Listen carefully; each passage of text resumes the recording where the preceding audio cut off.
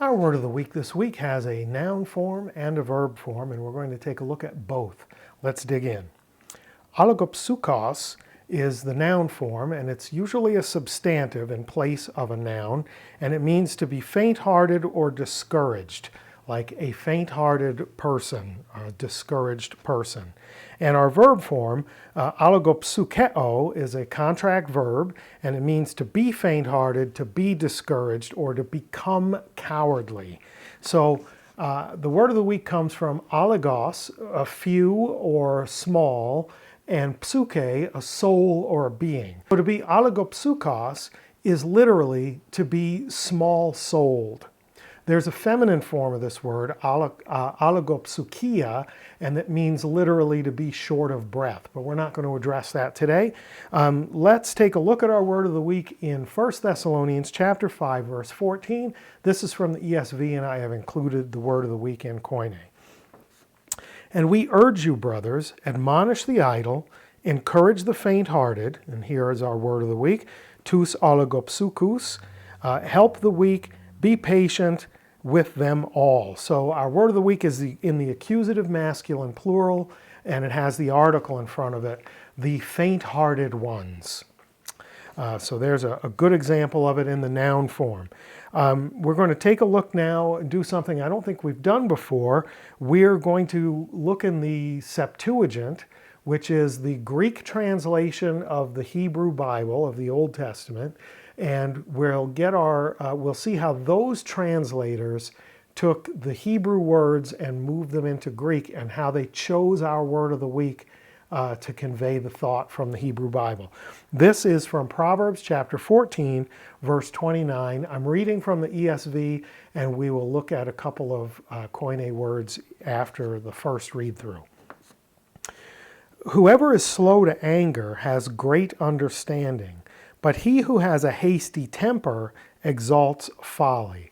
Let's go back a second time and get our Greek words in there from the Septuagint. Whoever is slow to anger, makrothumos, so macro, big or long, and thumos, passion. So he says, whoever is slow to anger has great understanding. So someone who is long passioned, someone who has a big passion, who can tolerate nonsense for a long time, has great understanding. But then what's the opposite of it? But he who has a hasty temper exalts folly. He who is oligopsukos, he who is small-souled, exalts folly.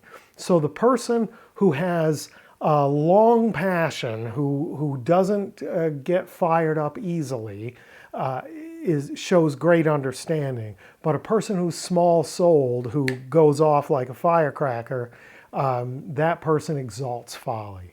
So remember, this is Hebrew poetry that was translated from Hebrew into Greek, and look at how they conveyed the magnificent imagery of the difference between being long-passioned, which shows great understanding, and being small-souled, which exalts folly. Pretty awesome stuff. Let's take a look next at the verb form, and we're going to see that in the story of Samson and Delilah.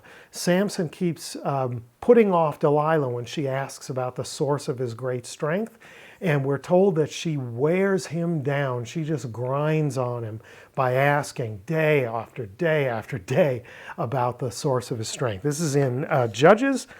We're looking at chapter 16, verse 16, again from the ESV with the Koine supplied. And when she pressed him hard with her words day after day and urged him, his soul was vexed to death. And our word here, oligopsukesan, is an aorist active indicative third person singular use of the verb. And quite literally it says, he was discouraged even unto death. He couldn't take it anymore. She ground him down. This big, powerful man became small-souled after she just wore him out with the day after day pleading to know the source of his strength. Pretty wild stuff.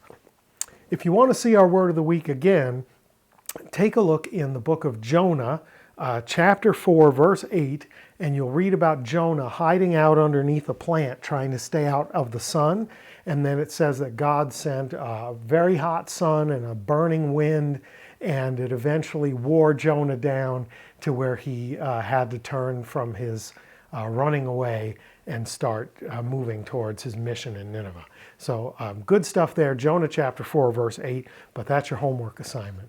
So our words of the week this week, ォλιγοφυχος is our noun, and ޮλιγοφυχαίο is our verb, and they mean faint-hearted or discouraged, or to be faint-hearted or discouraged, or even to become cowardly, maybe after you just couldn't take day after day after day being asked about the source of your strength. I hope that was good for you. If it was, you know what to do with the liking and the sharing and the subscribing. And if you have a question or a comment, if you have any thoughts on this word of the week, please let me know in the comments. And until next time, Karis Kai Reini Humin, grace and peace to you.